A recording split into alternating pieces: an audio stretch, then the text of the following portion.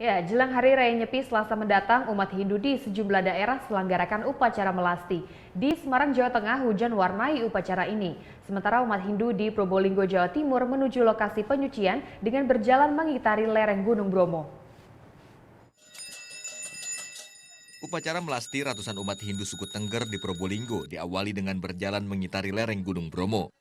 Tujuannya ke mata air Widodaren.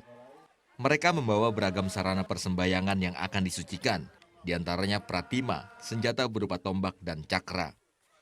Upacara melasti merupakan rangkaian ritual sebelum melaksanakan catur berata penyepian saat nyepi nanti. Jadi melasti ini merupakan pesucian alat-alat upacara termasuk manusia.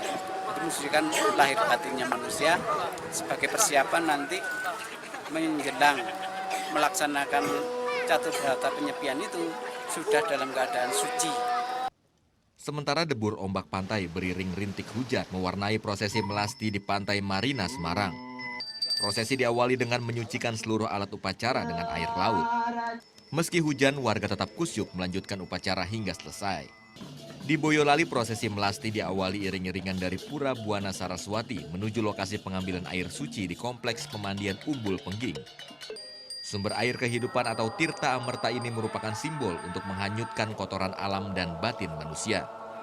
Sehingga saat pelaksanaan catur berata nyepi nanti, umat Hindu telah berada dalam keadaan suci. Tim Liputan melaporkan untuk NET. Thank you. Udah selesai nonton beritanya? Jangan pergi dulu dong. Subscribe dulu dan nonton tayangan lainnya di sini. Subscribe, nonton lagi. Subscribe, nonton lagi.